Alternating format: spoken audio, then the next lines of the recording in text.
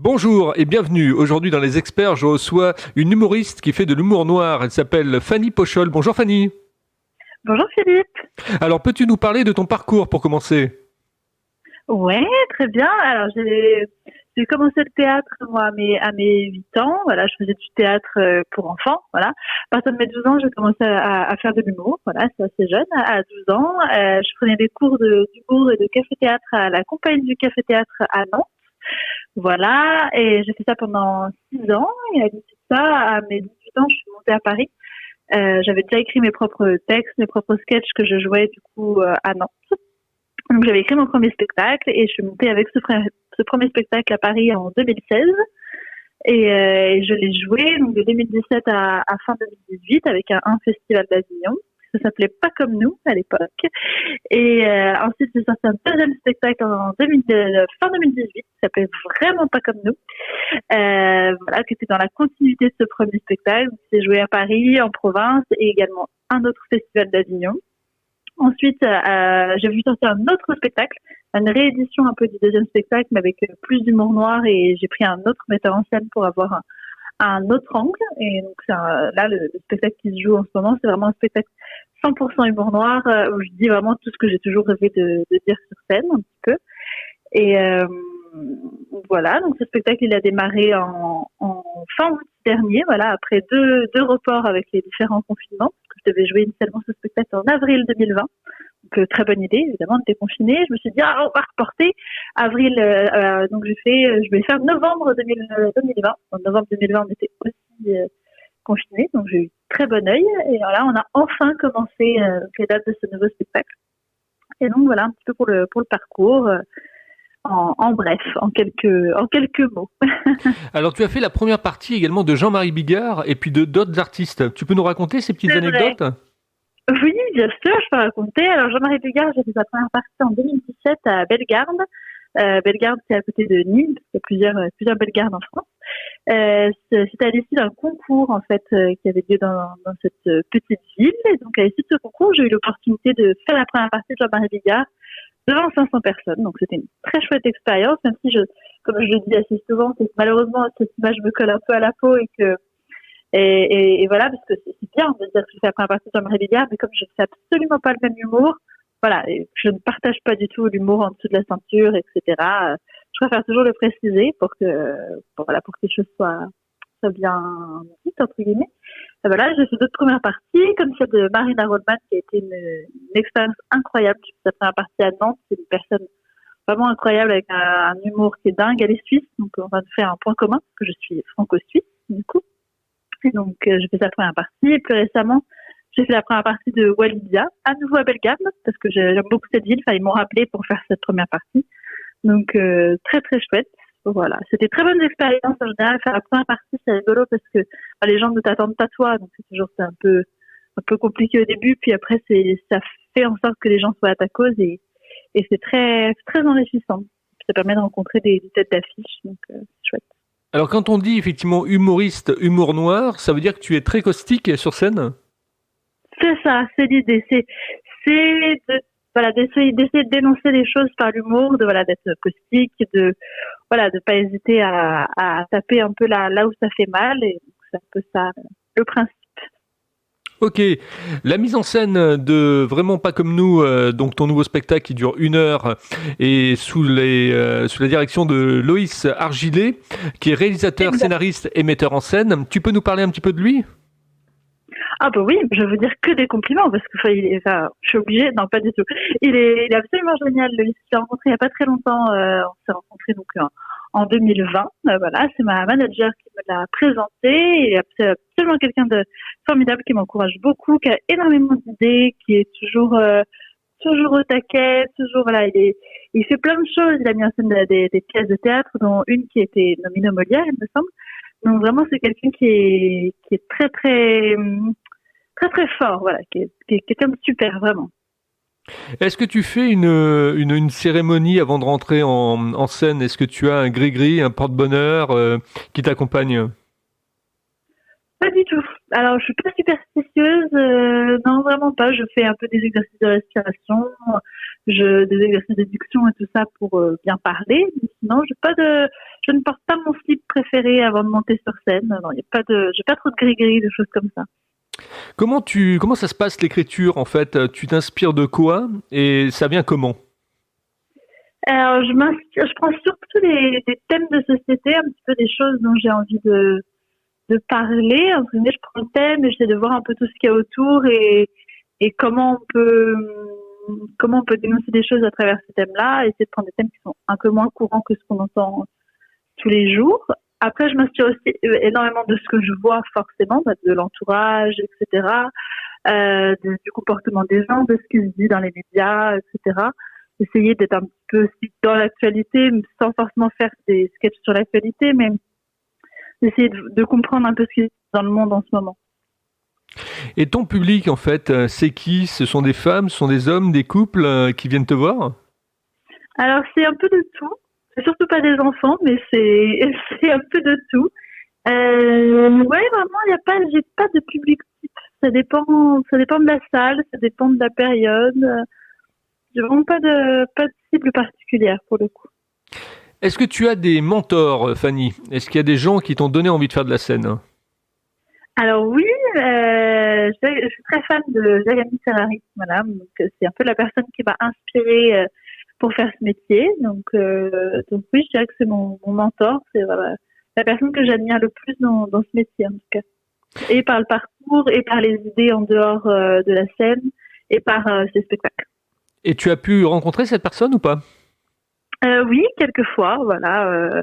Oui, je l'ai rencontré quand j'étais plus jeune, surtout avant d'être vraiment professionnelle. Donc, voilà, j'allais régulièrement à ces spectacles, donc j'ai eu un peu l'occasion de le rencontrer. Oui. Quelles sont les difficultés qu'on rencontre quand on prépare un spectacle, effectivement, comme vraiment pas comme nous? La difficulté, on a toujours peur que ça plaise pas. Je dirais, c'est toujours l'appréhension. Le premier truc, c'est de se dire est-ce que les gens vont aimer, est-ce que les gens vont venir. En plus, avec la période qu'on connaît actuellement, c'est pas si simple de faire venir des gens dans les salles. Donc, du coup, c'est toujours l'appréhension. Est-ce que va y avoir du monde? Donc, c'est vraiment le plus gros stress, je dirais que c'est ça. Voilà. D'accord.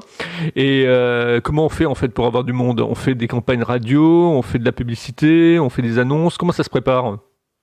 Exactement. Ouais, on fait des campagnes radio, on fait des flyers pour essayer de les distribuer un petit peu partout. On fait des premières parties. On joue sur des plateaux. Ce qu'on appelle les plateaux, c'est les comédie clubs. On joue sur des scènes, par exemple à Paris, où il y a plusieurs humoristes et on présente chacun un bout du spectacle. Donc ça permet un peu de faire la promotion du spectacle auprès de différents publics. Paris voilà. est la scène effectivement principale aujourd'hui, hein, qui permet vraiment d'exploser, de pouvoir effectivement se faire réellement connaître. La province, c'est encore difficile? Mais c'est différent, je dirais. Il faut les deux parce que Paris tout seul, c'est très compliqué. Paris, il y a beaucoup de gens qui font. Enfin, il y a beaucoup d'offres entre guillemets pour le public. Quand tu veux sortir à Paris, il y a énormément de propositions. Donc Paris, c'est bien, mais la province, c'est mieux. Voilà. Alors tu te bases sur tu disais l'actualité, mais également sur ta vie privée par rapport à ton spectacle quand il est construit? Un petit peu. J'y mets un peu de moi, mais pas. Enfin, je fais beaucoup d'autodérision sur moi, par exemple. Je parle un petit peu de ma vie. Par exemple, j'ai un sketch sur les différentes ruptures amoureuses, etc. Donc là, je parle de ma vie.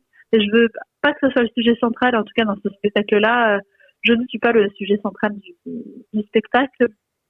Et je suis plus un prétexte pour parler d'autre chose. Donc voilà. Je parle un petit peu de ma vie privée, mais c'est pas majoritaire. Alors, est-ce que Fanny, tu appréhendes la critique de presse justement? Oh ben, comme tout le monde, je pense. Oui, comme tout le monde, on stresse toujours un petit peu. Après, on peut pas plaire à tout le monde entre guillemets, donc il faut l'accepter. Si jamais il y a des mauvais retours, c'est pas voilà, chacun a son avis sur les choses. Donc oui, j'appréhende, mais modérément, on va dire. Modérément. Je vais te poser une question effectivement récurrente que je pose à tous mes invités. C'est comment tu trouves ma façon d'interviewer les gens? Voilà, ça amuse mon auditoire, donc si tu veux bien y répondre. je trouve, c'est une bonne question. Elle est très bien. Voilà, les questions sont intéressantes. Non, c'est bien. Pas de, oui. Oui, non, c'est bien. Ouais, les questions sont bien construites, c'est intéressant. Voilà. Merci. Ça montre que vous avez recherché un peu des informations avant, donc c'est cool. Ah bah tout à fait, oui, il y a eu un dossier de presse, j'ai quand même bossé un petit peu avant. Hein. Bah oui. Au niveau de tes passions en dehors de la scène, qu'est-ce qui t'anime? Qu'est-ce que tu aimes bien faire? Qu'est-ce que j'aime faire en dehors de la scène? Je fais beaucoup à manger. Je fais sans arrêt des gâteaux, voilà. J'adore ça, surtout quand je fais énormément de gâteaux quand je vais pas bien aussi. J'adore faire ça. Et voilà, c'est mon passe-temps, c'est de faire des gâteaux. J'adore ça et c'est chouette parce que mes amis, mon copain, mes amis, ils adorent. Ça fait beaucoup à manger. Ma grande passion. Sinon, j'aime lire, j'aime sortir au théâtre. Du coup, je n'aime pas que jouer, mais j'aime aussi aller voir les autres. Donc voilà un petit peu mes passe-temps. D'accord. Est-ce que tu as un animal qui t'accompagne un petit peu, qui t'apporte un peu d'amour aussi? Oui, bah oui, j'ai un chat. Ça, je le dis à la fin de mon spectacle. J'ai la petite phrase qui dit oui, j'ai un chat à qui j'accorde 3 fois plus d'importance qu'aux personnes que je fréquente. Donc oui, j'ai un chat à la maison. Voilà. Le chat, c'est un personnage effectivement qui accompagne aussi bien les écrivains, les gens du spectacle, les acteurs. Le chat est très représentatif dans le milieu du spectacle. Ah ouais? Je savais pas. Moi, j'ai toujours eu un chat. Enfin, de toute petite, j'ai eu des chats différents, mais oui, c'est vrai. J'ai jamais spécialement associé ça à quelque chose en particulier, mais oui, pourquoi pas. Étant plus jeune, tu collectionnais un petit peu, t'avais un fan club, il y avait quelqu'un qui te plaisait plus particulièrement qu'un autre? Non, pas vraiment. Non, j'ai jamais été très groupie ou des choses comme ça, non. T'étais pas abonné à un fanzine ou une chose comme ça, quoi? Non. D'accord.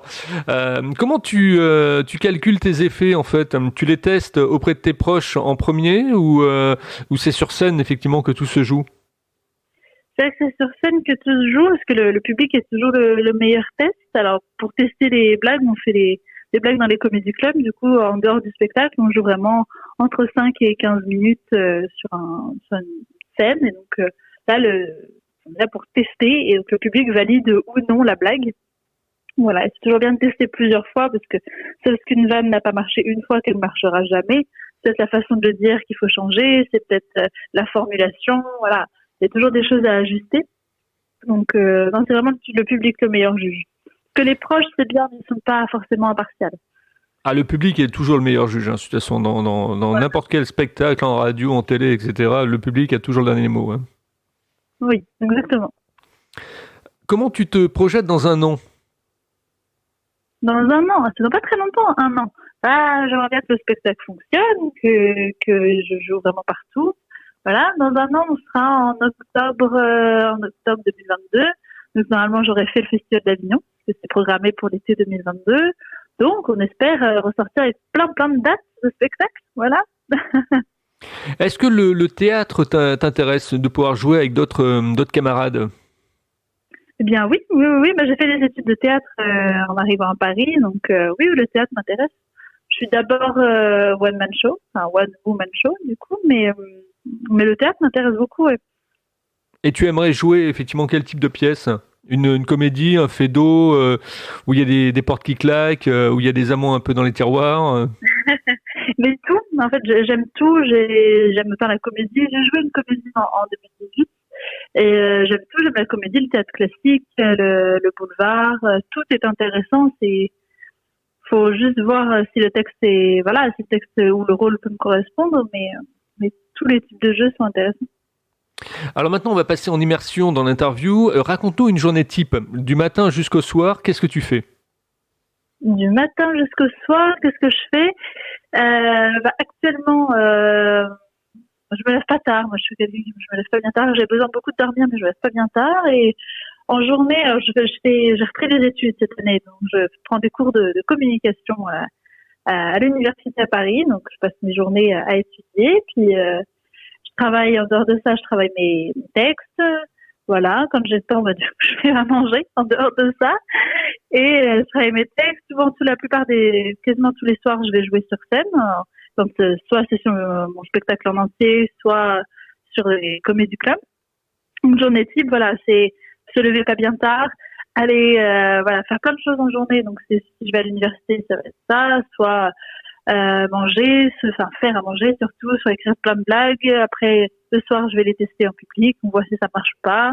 On prend un verre avec les copains et après, on rentre à la maison. Et voilà, c'est ça un peu une journée type, je dirais. Alors, une question importante également. Au niveau de ton spectacle, est-ce qu'il y a des choses que tu as repris dans le premier spectacle que tu as remises dans le deuxième? Dans le premier spectacle, oui, ce qui est resté, je vais faire un sketch sur moi-même. Je fais un sketch sur mes yeux parce que j'ai un petit défaut à un œil et donc du coup je refais ce sketch-là mais avec des nouvelles blagues. Mais le sketch est resté en lui-même parce que je trouve qu'il est il est un peu, j'aime le faire. Je trouve qu'il est important au spectacle pour que, entre guillemets, c'est une espèce de petite mise au point au début du spectacle pour que les gens ne se posent pas la question en disant oh mais elle a un œil bizarre, dis donc la dame. Et donc du coup c'est pour ça que je garde ce sketch-là à chaque fois. Est-ce que tu discutes beaucoup avec tes fans, avec effectivement les gens qui viennent te voir régulièrement? Est-ce qu'il y en a qui te suivent un peu dans les différentes villes, dans les différents endroits? Est-ce que tu discutes? Est-ce qu'il y a une interactivité avec ces gens-là? Oui, il y a beaucoup d'interactivité. Moi, j'écoute beaucoup les gens. J'aime bien discuter avec eux à la fin du spectacle, prendre un peu les retours, prendre la température de comment ça s'est passé, comment ils ont ressenti le spectacle, etc. J'aime beaucoup ça et partager un moment avec eux, même si c'est des gens que je connais pas forcément. Au contraire, j'aime bien découvrir des nouvelles personnes et les remercier vraiment d'être venus, d'avoir choisi ce spectacle alors qu'ils auraient pu choisir autre chose. Donc, moi, je suis très très proche du public qui vient voir mon spectacle. Quelle est la première chose que tu fais à la fin du spectacle? Première chose, une fois que j'ai quitté la scène, je vais saluer chaque personne du public. Je me mets à la sortie de la salle et je serre la main de chaque personne qui est venue voir le spectacle. Du coup, ça permet de discuter un peu avec eux. Quelles sont les salles Oui, quelles sont les salles que tu aimes le plus, que tu affectionnes le plus? Par exemple, est-ce que l'Olympia, c'est une salle qui te fait rêver? Ah bah oui, forcément, ça fait rêver. L'Olympia, les lettres rouges devant l'entrée, ça fait rêver forcément. Ce sera génial. Donc oui, je pense que c'est le rêve de beaucoup d'artistes. Je suppose qu'il y a des salles qui sont peut-être un peu plus difficiles d'accès, comme les gymnases où il y a de l'écho Ouais. Les salles de fête et les gymnases, c'est jamais des salles faciles. L'acoustique n'est pas toujours la bonne, quoi. Est-ce que tu es regardante également sur l'aspect technique, on va dire effectivement les micros par exemple, le rendu sonore, est-ce que tu es tatillonne, un peu perfectionniste de ce côté-là? Alors tatillonne, non, mais j'aime bien que ça rende bien. La plupart du temps, je parle sans micro ou je demande de me faire prêter un micro casque quand les salles sont plus grandes. Donc pour que le niveau sonore soit bon, que les gens entendent bien ce qui se passe, c'est très important. Que les gens n'aient pas à prêter l'oreille pour pouvoir écouter, quoi. Que ce soit très, très net à ce niveau-là. Alors moi, j'ai été mis en relation avec toi par rapport à Charlotte, qui est ton attachée de presse. Peux-tu nous raconter un petit peu la rencontre avec Charlotte? Oui, bien sûr. La rencontre, elle s'est faite début 2020. J'avais publié un sketch sur YouTube et Facebook, qui était un sketch sur les Gilets jaunes à l'époque. Qu'un de mes amis avait partagé, un de mes amis qui est comédien aussi. Et donc Charlotte connaissait cette personne et a commenté la vidéo en disant mais c'est génial, il faut absolument que je la rencontre. Donc on a mis en question qui s'appelle Jérém Rache, qui est donc humoriste et comédien.